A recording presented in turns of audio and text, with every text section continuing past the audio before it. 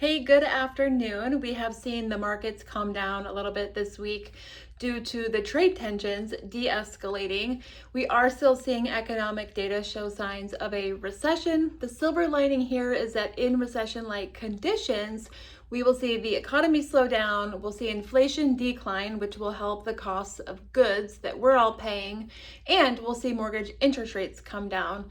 Speaking of mortgage interest rates and how that kind of impacts housing, there's some pretty big headlines out there surrounding existing home sales for the month of March.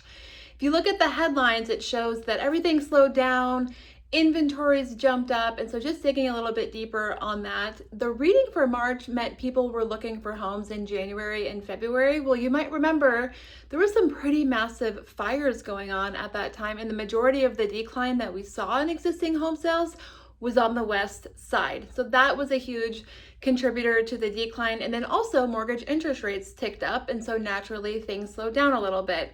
Speaking of inventory, we are still super tight when it comes to housing inventory and the homes available on the market. So even though we did see a little bit of a tick up with inventory, things are still super tight.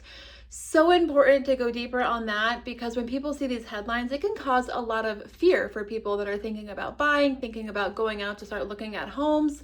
Signs of a slowdown can cause fear. And so really just being able to explain why the data reflected the way that it did.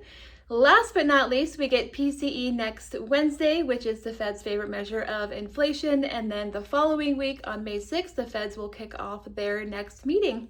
That is it, my friends. I hope you guys have a great weekend and we'll talk next week.